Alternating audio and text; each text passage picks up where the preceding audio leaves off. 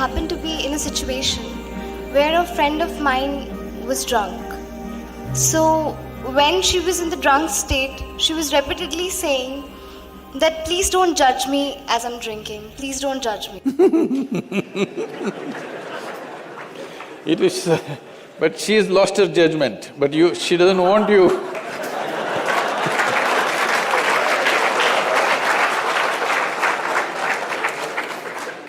So my question is, whether it is alcohol or not, in life, why are we so apprehensive about being judged by others?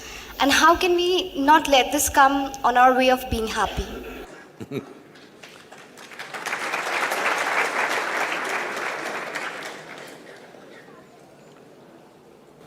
Look at me.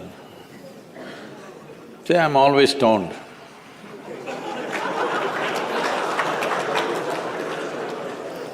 Never touched a substance, but always stoned. You can judge me whichever way you want.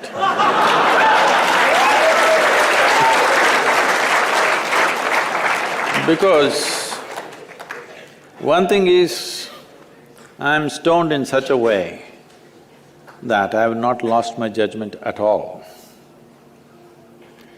And at the same time, whichever way you judge me has absolutely no impact on me because I'm completely stoned.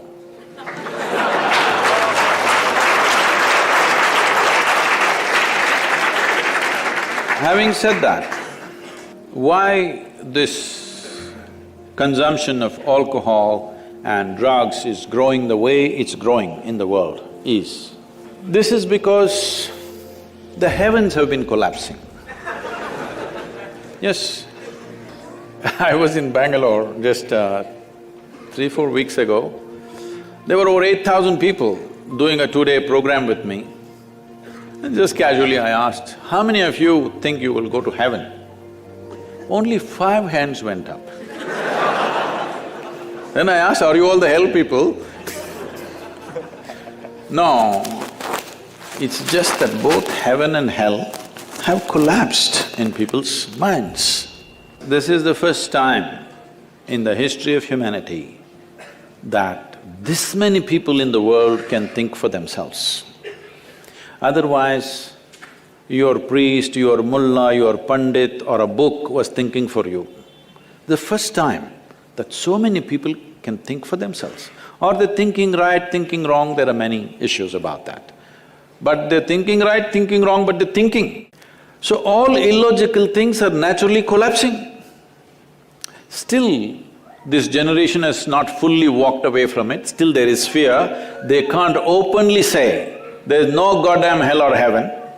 They're still fearful about it, but they're trying to make a little heaven for themselves here. So, hey, wait. So naturally, when they're not able to do it for themselves out of their own intelligence, they will fall back on chemicals. Today, just to take very affluent societies, because every society is aspiring to be like that. Let's say you take United States, which is the most affluent nation on the planet right now. 70% of US population is on prescription medication. Another 30%, of course, buying it off the back streets.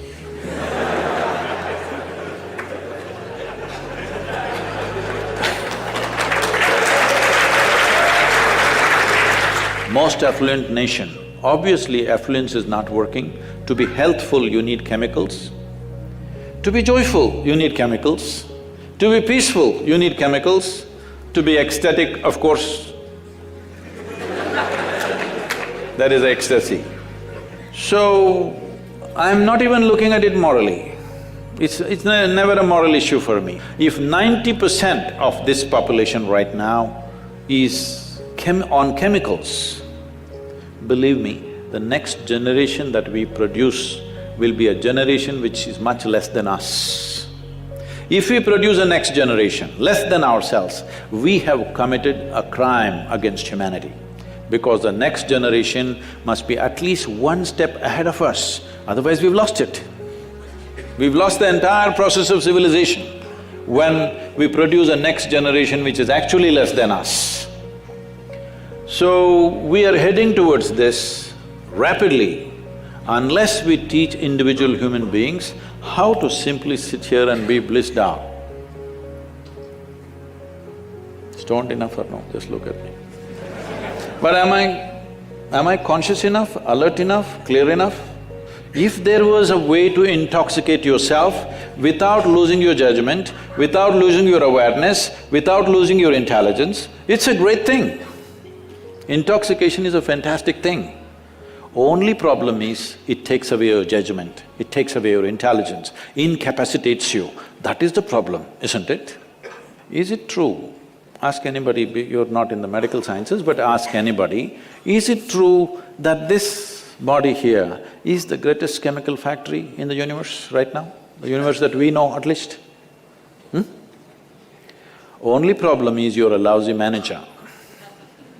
If you know how to manage this, you would be like me, always blissed out. Anybody can say what they want, anybody can do what they want. This is like this only. Because I have not given this privilege to anybody, that somebody can make me happy, somebody can make me unhappy, somebody can make me miserable. Right now, you are a consequence of other people's opinions. Where do you plan to go like this? Anybody can ruin you. You went outside, somebody told you, Shreya, you are the most wonderful human being we have seen. Then you were floating on that cloud, what number? What number? 9. Oh, in South we do 11. You were floating on cloud whatever number and you came home, people at home told you who you really are. And the cloud will crash. No. It's very important that neither this way or that way, we listen to everybody because we could be doing something wrong. Hello? Any moment we could be doing something wrong, so we listen to everybody. But what they say will not determine how I am. Never, ever. This you must fix and you must tell your friend when she's not drunk. Because otherwise she won't understand.